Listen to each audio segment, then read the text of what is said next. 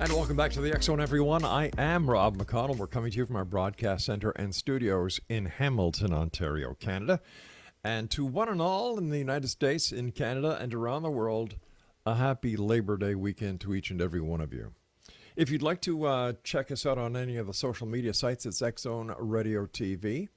If you'd like to send me an email, xzone@xzoneradiotv.com. And if you, for all the programming we have available for you 24/7, 365 on the X Zone Broadcast Network, www.xzbn.net. And for the X Zone TV channel that is exclusive to Simul TV, www.simultv.com. X Zone Nation, my guest this hour is Philip Siracusa, and he is the author of the book entitled The Horsefly Chronicles. He was born in 1967 in Staten Island, New York. He grew up in a household of 8. Phil's adventure with the Mafia began when he became a bouncer at a couple of local bars in his hometown. Now, when they got word of his gift, they asked him for guidance from the other side. Phil ventured into bodybuilding and owned several fitness centers throughout his career. In 1999, he married his wife Julia, has 4 boys, and resides in Easton, Pennsylvania. Now, he currently works in sales within the telecommunication industry. What makes this story so interesting and unique is that Philip was born with a spiritual attachment that followed him through an open porthole. This spiritual entity remains with him to this very day. Now, to find out more about Philip after the show this hour, visit his Facebook page at www.facebook.com/Philip.Siracusa. There's nothing after dot. It's just Philip.Siracusa. And joining me now is Philip. And Philip, welcome to the X Zone. Oh, thank you for having me on. It's a great pleasure. What was it like working as a bouncer for the Mafia? It was a different type of lifestyle. I got to learn how they live, what they do, and I'm from Staten Island, New York, and 30%, 40% of New York and Staten Island especially is within the organized crime family. A lot of roots there, so I found it quite interesting, made a lot of friends, and got to know, like I said, how they actually work. I think a lot of people listening tonight have a Hollywood idea of what that family life is like after watching The Goodfellas with Ray Liotta and who else was in that? Robert De Niro and other movies. How far from the movies were the actual lives within those families? Not far at all. No way. Now you were born with a gift or an attachment. Can you tell us about that? So the Horsefly Chronicles is my life story. I'm a man who some people don't believe in a heaven or a hell, and I was there in both. I didn't die in this lifetime. It's where I remember dying in a previous lifetime in an explosion. And when I talk about being born through an open portal, spiritual attachments came with me through the other side. And I didn't know that up until adolescence when I started to have nightmares that turned into night tremors. And the difference is that the night tremor, you'd wake up and still see the same entities and demons and scary faces. Wow. That were a dream. And as I got older, they started to get darker in attachments as far as like the dark shadows. And back in the 70s, it was dismissed as a bad dream. Parents didn't want to hear about it. Yeah, that's right. Very few people believed in ghosts or anything. So it was a really hard thing to talk about to anybody. So when would you have these bad dreams and then bring these attached entities from the dream state into this present day third dimensional reality that we live in? So the dreams were just, spirits communicate through different ways. One of the ways is through deep meditation or when you're in a dream state. Right. When you're in a dream state, especially through adolescence, your mind is very clear and your thoughts are clear, so there's no static going through of when you become older in life and all your environment around you. So anything that's spiritual, if they want to connect at that point in time, it's the time they actually do it. Okay. So the attachment did not come from the dream. I just want to clarify that. Okay. The attachment came from the other side. And the way I explain it is that we live in a three-dimensional world, Mm-hmm. as if you put three balloons together, we're in the middle, and there's two side by side, and they could slip through to our dimension, the spiritual world. Now, you said that you were in heaven and you were in hell. First of all, tell me what heaven was like. Heaven, the words are very hard to describe heaven in the English language because it's beyond perfection. Wow. You know, a lot of people ask me today, is it real? Does it exist? Mm-hmm. Will I go there? I don't know who goes to heaven, but heaven is so beautiful. It's pure. So you don't have to talk to people. They can read your mind. You feel the emotion of every single thing around you in heaven. There's tremendous gardens that are just absolutely astonishing. And the feeling of warmth and love and peace is like no other feeling that we would encounter here in the physical world. It's like we're all connected. It's one big connection. And then people ask me as well, like, well, do I just see my family that I know in this lifetime? The answer is no.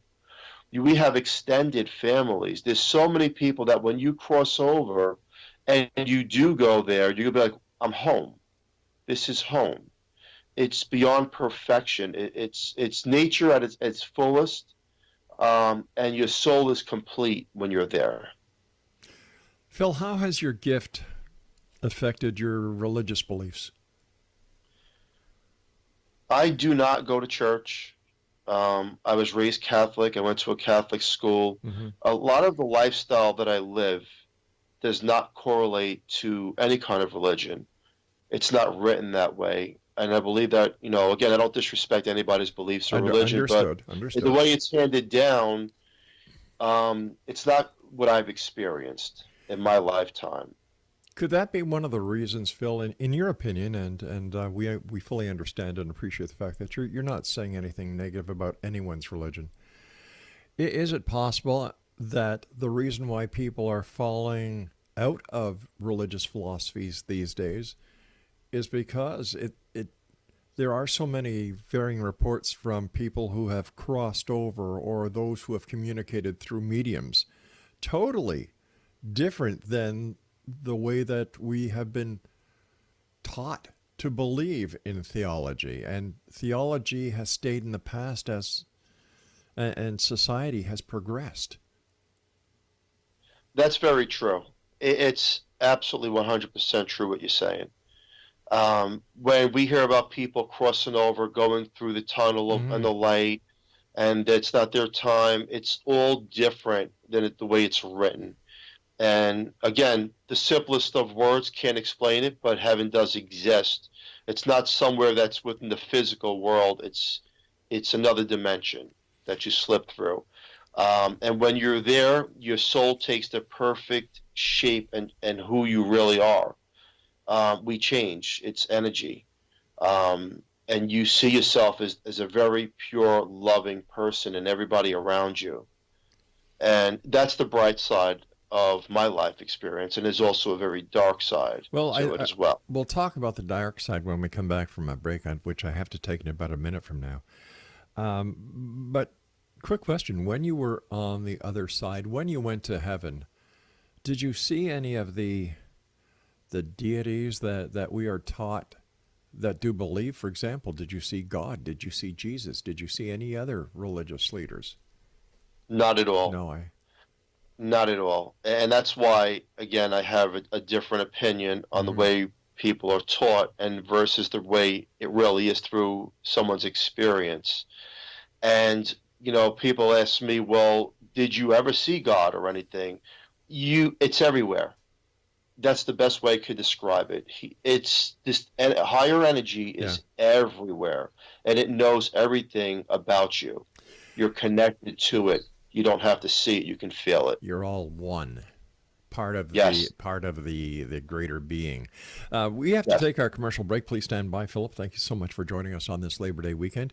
And Exo Nation, speaking about seeing God, today Sir Paul McCartney of the Beatles said that he met God during a psychedelic trip.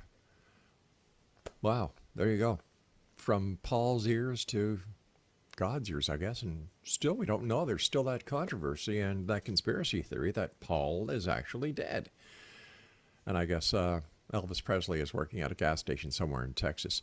We'll be back on the other side of this break as we continue here in the X Zone from our broadcast center and studios in Hamilton, Ontario, Canada. Don't forget, you can still get the X Chronicles newspaper, 7/24, 365 online with our compliments at www.xchroniclesnewspaper.com.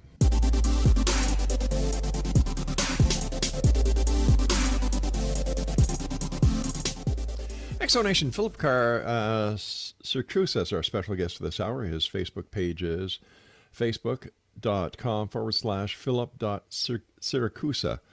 And we're talking to Philip about his new book entitled The Horsefly Chronicles. Philip, you told us what it was like in heaven. What was hell like? Hell, again, is the way it's written and the way it really is two different things. It's everything that can be incomplete, unsatisfactory, and the most painful place to be. It's complete darkness, evilness. And people ask me, well, if you've experienced hell, what does it look like? And I can describe it as well. Hell looks like the inside of a volcano. Right. It's absolutely tremendous. There's hundreds and hundreds of levels with cubbies. What do demons look like? Our fears. And that's how Satan plays off of us. It's the fear that everybody has a different fear, and that's how these demons transform themselves to terrorize us, bring fear to us, intimidate us, and bring pain. Why did you go to hell? When I was in heaven, I was running through fields. I remember this girl with blonde hair and blue eyes, very angelic. And we stopped abruptly, and she looked at me and says, "You have to go, but I will come back for you." And I says, "Go where?" And in a flash, in a blink of an eye, I was completely pulled into darkness, as if I was no longer in heaven. And all the love and the feeling of warmth and happiness I had was gone. And now I just took in pure evilness. I was null and void and scared. But she knew where I had to go. So people ask me, well, why hell? Yeah. You know, I'm not a psychic or a medium, but I'm a person who's, I would say, a messenger to others. You know, the life that I live is very, very difficult, but yet I'm helping people get through their things as well. Hell is just pure evilness, and yes, it does exist, but it's not exist in the way it's written. So do you think, or do you believe, that you were given the experience of going to heaven and then going to hell in order to set the record straight, so to speak, through your Horsefly Chronicles? Some people have different types of experiences. You know, people ask me, well, if they really exist, are these entities still present within your life? And the answer is yes. You know, that's what the Horsefly Chronicles is based off of, this whole thing. A person who's transformed from heaven to hell and then being born and remember being born and started to have the tremors and the fears and starting to see these things as dark shadows, which were negative entities, only to come into my lifetime. And there's a balance that you try to go through, a mental and physical balance when you're dealing with these things. So would it be safe to say that the experience that you had in heaven and then in hell were from past lives? Yes. Okay, now what did you do in that past life that brought you up to heaven? And then what was it in another past life that you did that was so wrong that put you in hell?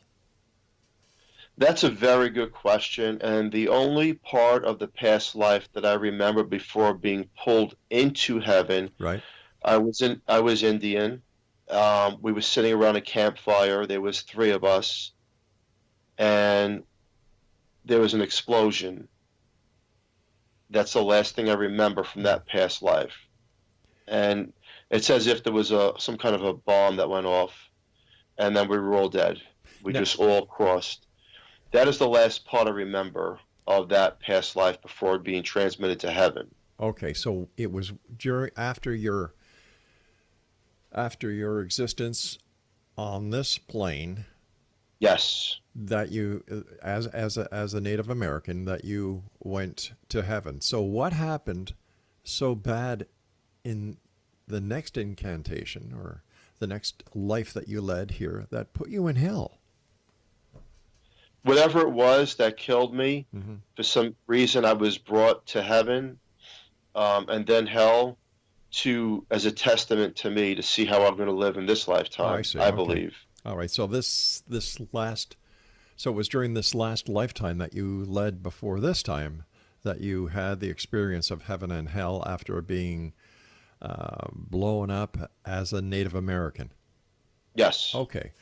Now, did you have constant recall of these lifetimes, or was there regression hypnotherapy involved?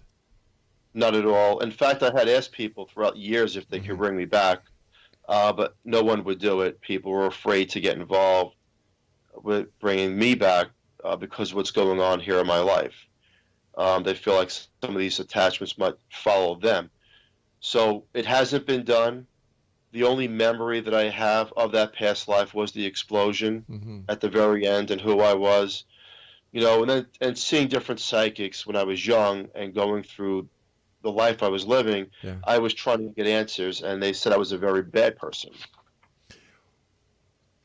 Why do you think you were pulled through the porthole in the first place? Well, we all go through this. I can explain it all, how this all works. Okay. This transformation to every one of us, how this works. And again, there's no disrespect intended, but this is what I've been through. We understand. People talk about this light that they go to, this tunnel of light, and they get sucked in very, very quickly. It's like a wormhole. It's like a vacuum cleaner hose. You feel like you're getting sucked in very fast. Right. When you're sucked in, this is the portal taking you from one dimension to the other. Now I talked in the beginning of the show about the 3 balloons we're in the middle. Okay. And it's one on the left and one on the right. So you're getting pulled to another dimension. Each balloon is a dimension. You're getting pulled through it. And heaven and hell are different dimensions as well. You get pulled through these different channels. And it depends on the life that you live. Some people, I believe, through my experience, if you lived a very vicious, hateful life and a life of crime, that you're probably not going to go to heaven. You're going to deal with the consequences that your soul has encountered here. And it's going to be it's very bad and grim. In the spiritual world, when you cross over, there's no time. It does not exist. We made up this time. The only thing I had when I was in hell, the only thing was fate, that I would get out of there. And at the last part of hell that I did remember that I want to share, because it's very important, is I remember this pinhole of light coming from this lookalike volcano. It was a small light. And I was like, it's just impossible to reach me. But it slowly came to me and reached me and started to pull me in. The portal, the vortex, however you want to label it. I call it the light of God. It's a higher energy light where it brings you in and then pulls you through very, very, very quickly. And then you start to have this remembrance and your feelings, and you take back everything that your soul had gained from a past lifetime. Do you fear death? No, we never die. And I could share that with the world, is that there was no creation and there will be no end. There is no beginning. We never truly die. It's just the transformation of energy that we go on through different lifetimes. That's how it works. And people ask me, well, if you went to heaven, why would you be back here again? Yeah. Again, some people, there's not an answer for everything, because it just doesn't exist. But the only answer is the life that I live and the people that I'm helping and what I'm going through, I'm more of a messenger to teach people that these things do exist, and there's also a battle going on between good and evil. So it sounds as if the higher the better life you live, the higher your vibration is. The less of a good life that you live, the lower your vibration is. If you have a high vibration, you go to heaven. If you have a low vibration, you go to hell. Am I right? Yes, this is how it works. If you fill up a glass of water and you were just born, and there's a glass of water there, everything that you do bad, a little bit of that water comes out of that glass. Right. Everything throughout your lifetime, whether you live to be 1 year old, 1 month old, you don't know any better. You're pretty much going to go back if you did cross to heaven. If you lived a lifetime and you've done a lot of bad things, that water becomes depleted, and that's your soul. And once your soul is depleted, there's no more higher vibration. There's no more this colorful aura around it. It's gone. It's finished, and it gets pulled into, it's vulnerable, and it gets pulled into darkness. But I want everyone to understand that it's not forever. That's very important to understand, that we measure things through time, but time does not exist, and there is no forever. It may feel that way on the other side, but it doesn't exist like that. Philip, stand by, my friend. You and I have to take our news break at the bottom of the hour. In X Zone Nation, Philip Siracusa is our special guest, and his you can find him on Facebook. And the name of his new book is entitled The Horsefly Chronicles. And Philip and I will be back on the other side of this break as the X Zone continues around the world from our broadcast center in Hamilton, Ontario, Canada, on the X Zone Broadcast Network, Talkstar Radio Network, Mutual Broadcast Network, iHeartRadio, Xena FM, Simul Radio, and Simul TV. I'm Rob McConnell. Don't go away. X Zone Nation, Philip Siracusa is our special guest this hour. You can find him on Facebook. The name of his book, The Horsefly Chronicles. And Philip, what was it like growing up as a teen and as an adolescent, having these spirit attachments with you? So back in the 70s and early 80s, through adolescence, then the beginning of teenage years, the dark shadows that I talked about that transpired from night tremors, I would see them fly by really quick, but back then I would think that it was bad lighting in the home. Sure. I wasn't paying much attention to it as a teenager up until I started to hear voices that came from nowhere. And when that started to happen, I started to feel this negative energy around me, this suppression, this like you're walking through a fog after a rainstorm, very, very staticky, and you don't feel right.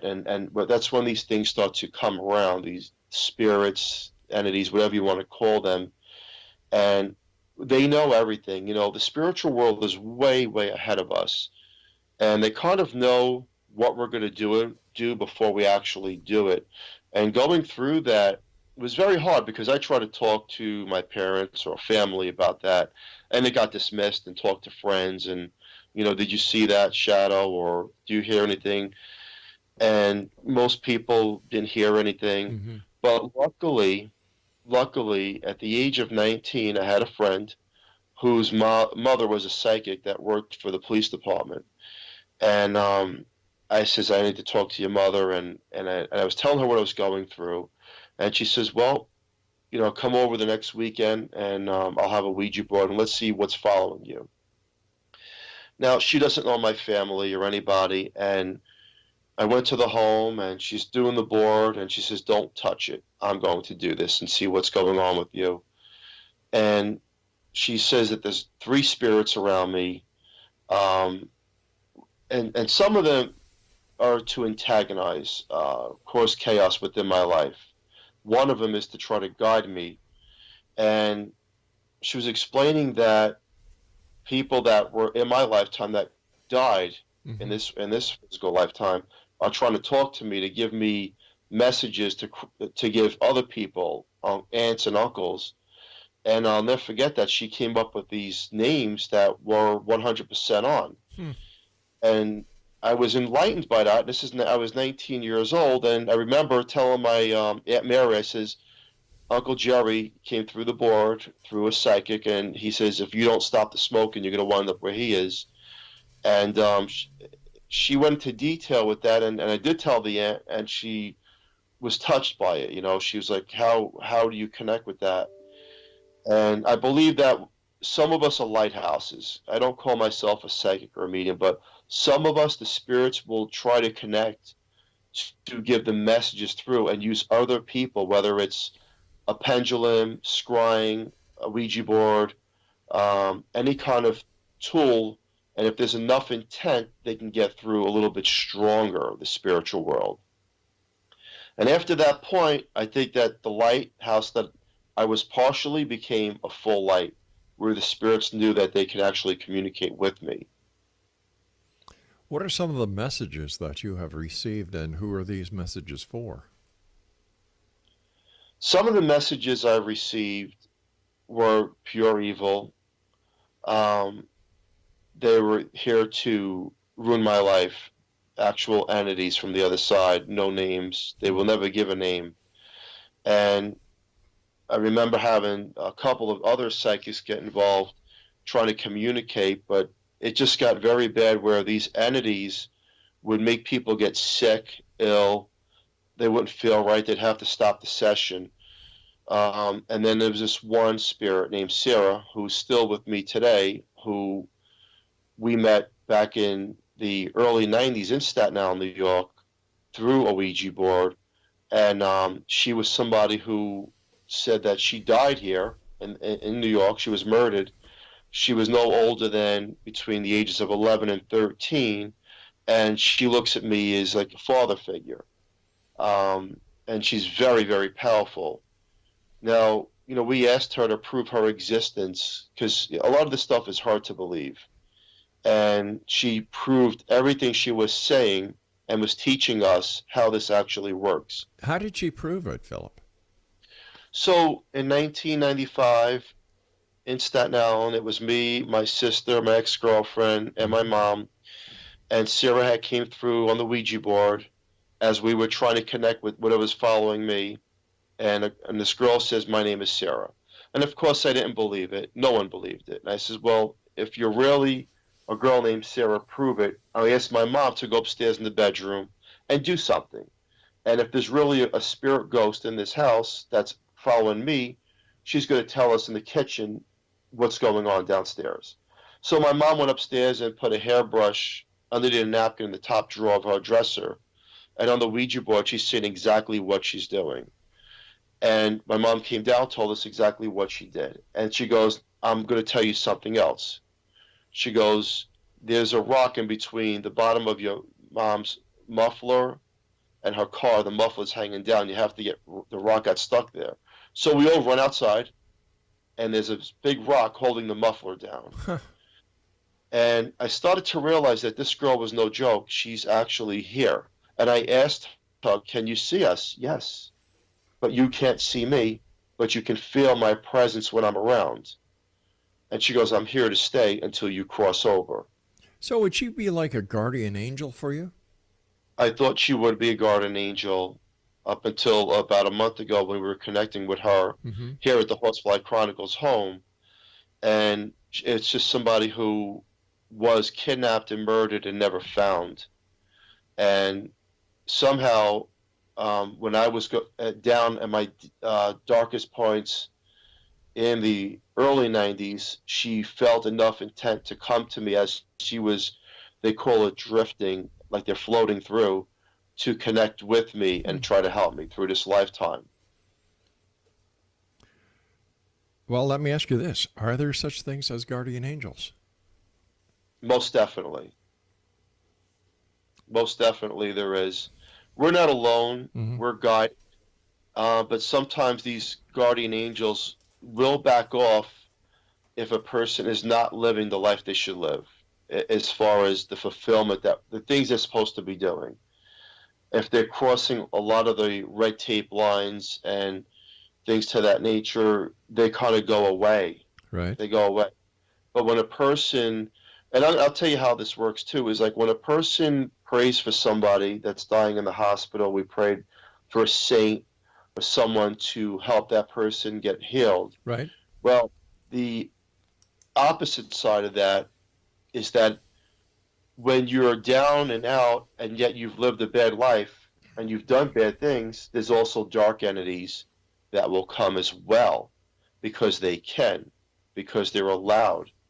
They're allowed because that your energy around you, that high vibrational energy, it's like a guitar chord. It's fading away, and that vibration is not moving anymore, and you're vulnerable, so they can actually come into your life and try to destroy you. It seems that there are a lot more shadow figures and dark entities that people are experiencing these days. Do you have any idea, based on your experiences, about going to heaven, going to hell, as well as the attachments you have, why this is? I think that the world, as a whole, the spirits are there's more spirits here than ever before, Mm-hmm. um, and that only means, through my knowledge, is that something is about to happen in the near future. Again, I'm not playing psychic here, Yeah. but from my knowledge, they usually come around, so many of them, because something sinister is about to take place, Are they and they're here? trying to help. Ah, okay, so they're trying to help. You said that there was no beginning and there is no end. But how do we explain the existence of spirits if there is no beginning? Because how can there be no beginning but be no end? So how it works is that, and again, this is coming straight from Sarah, the Sure. spirit. She's taught me and others so much Mm-hmm. what it's like. So the no beginning and no end is when you cross over. She's an earthbound spirit. She hasn't gone to heaven or hell. She's earthbound. Right. So, but we're energy. We're all energy, and Mm-hmm. that when she wants to go, what she said she's not going until I'm ready to cross over. Why I don't know. Um, she'll be there on the other side. So when your question is, well, then how do you become a ghost? A ghost is someone who does not want to leave the physical plane. No, and that, They that no, that wasn't my question. My question was, earlier you said that there is no beginning, there is no end. And I'm trying to understand, well, if there are these spirits, where did they start from? What is There the was no starting point. But how do we explain the existence if there is no starting point? The way she explained it, it's through the conscious mind that it gets pretty deep Yeah. on a short radio show. But how it's explained to me is that we made it up through the consciousness of who we are. All right, Our stand by. surroundings. We've got to take our final break for this hour. Exo Nation, our guest this hour is Philip Siracusa, and you can find out more about Philip on Facebook. The name of his book is The Horsefly Chronicles, and we'll be back here in the X Zone on the other side of the short break as we wrap up this hour, as we always do, talking about the world of the paranormal and the science of parapsychology, right here from our broadcast center and studios in Hamilton, Ontario, Canada. Happy Labor Day weekend, everyone.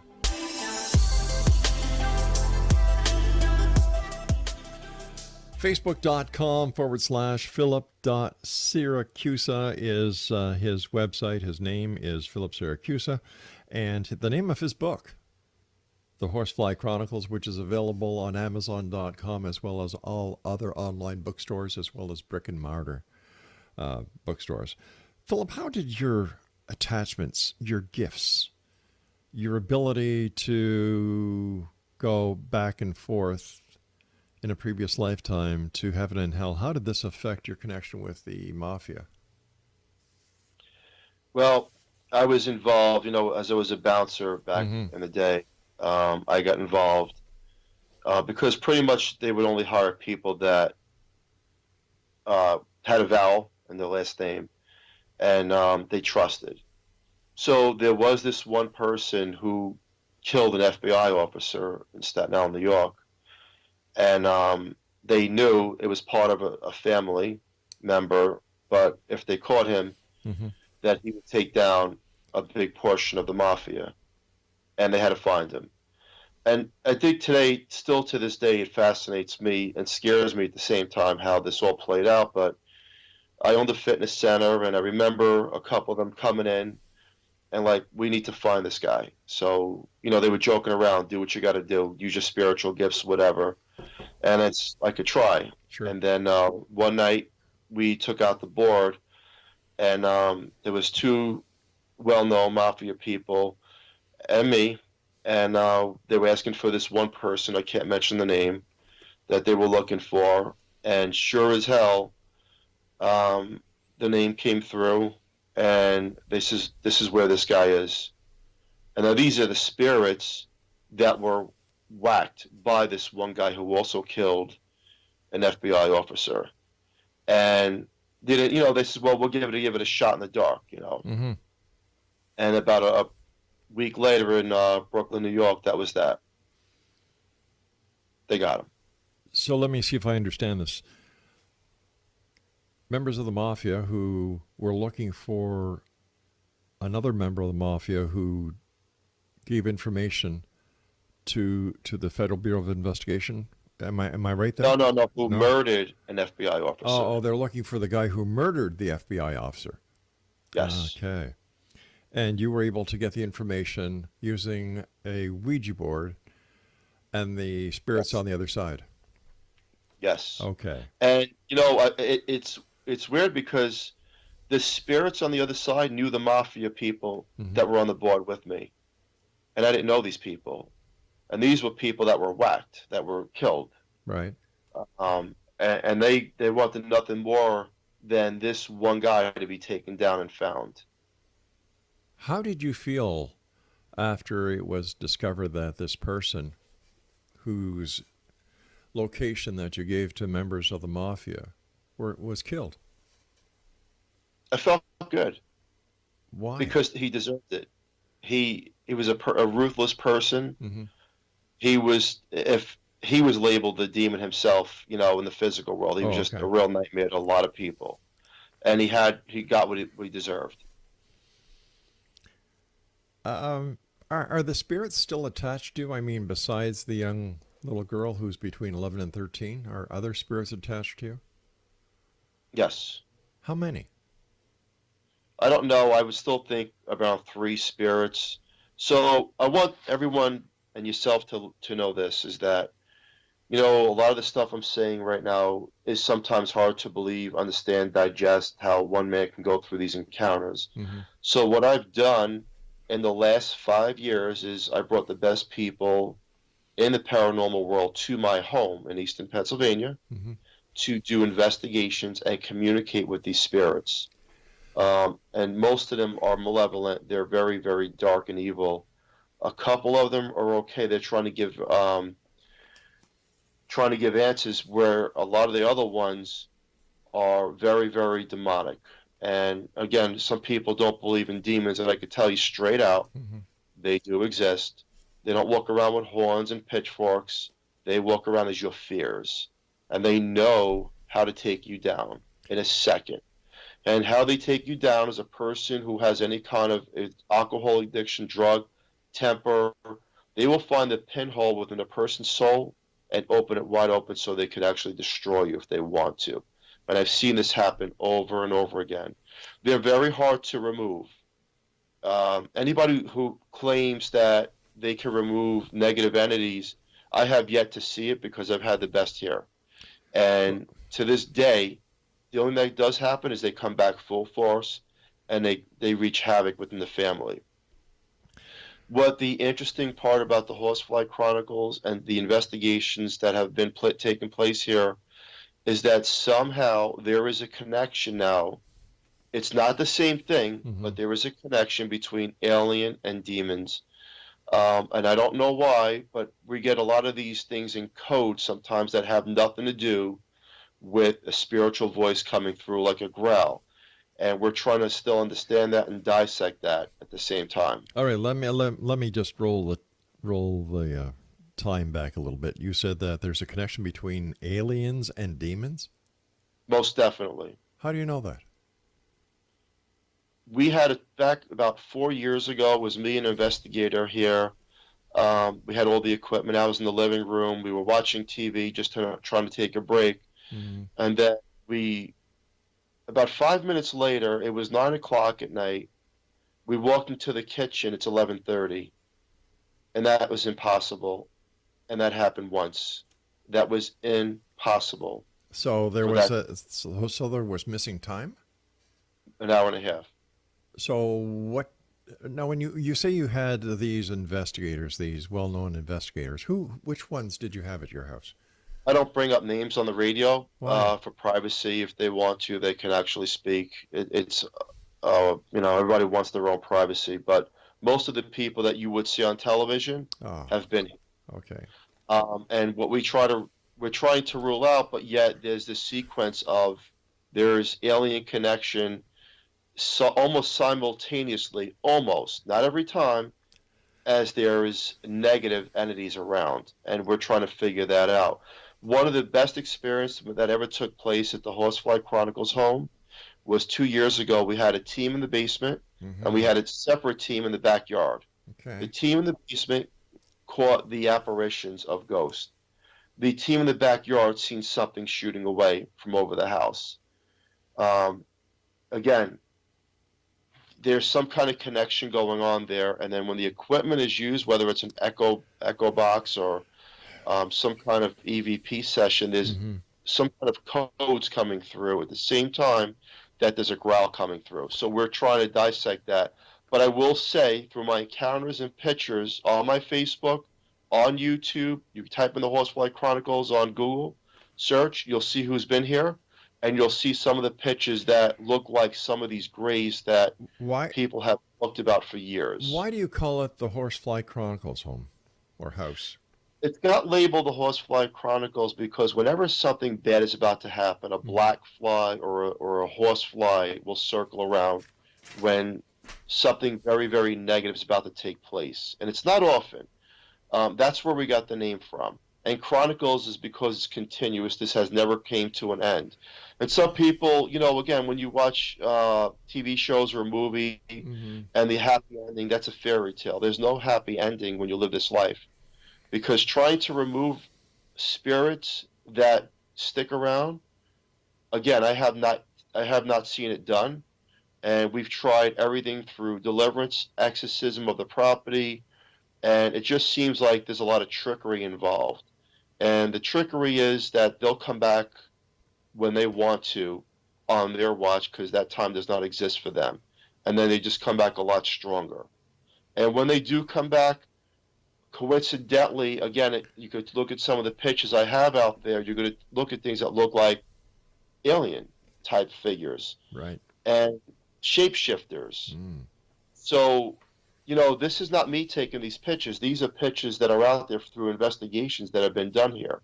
Again, there's no 1,000% answer, but there's a connection between both. What does your wife and family think about your... Well, my wife goes through it too. This is not an easy place to... But what I'm talking about is, how does she feel about paranormal investigators coming into her home and just, with the children there? Isn't that a little bit disruptive at times? At first, we had no intentions of doing it. Then why did you? Because it was whatever was happening was getting worse. We bought the home in June of 2010. It's a beautiful home. It's not old at all. It's built in '96 in an estate neighborhood. Nothing you would think of a haunting if you even looked at the picture. But about 6 months in, little things started to happen. My son, who we made a room in the basement, said toys were going off. And, I was working long hours in New Jersey. I was trying to dismiss all this stuff. But then there was a lot of friction, a lot of negative energy in the house, a lot of fighting and arguments. And I was trying to dissect it, and it just kept getting worse and worse. And then we just started hearing weird things in the walls, like scratching, which I thought was squirrels or something to that nature. But then my wife caught an actual voice that says, "Let me do injustice, watch." And that's on YouTube. It's pretty scary. All right, Philip, I hate to do this, but we've run out of time. I want to thank you for joining us tonight here in the X Zone. And Exonation, if you'd like to find out more about Philip, all you need to do is just Google his name. So we've got spirits, heaven, hell, a connection between ghosts, spirits, and extraterrestrials, and a bunch of paranormal investigators who, because of privacy, he doesn't want to let us know who they are, but you can find out on his website. I'll be back on the other side of this break. You try and figure this one out. I'm Rob McConnell. Don't go away.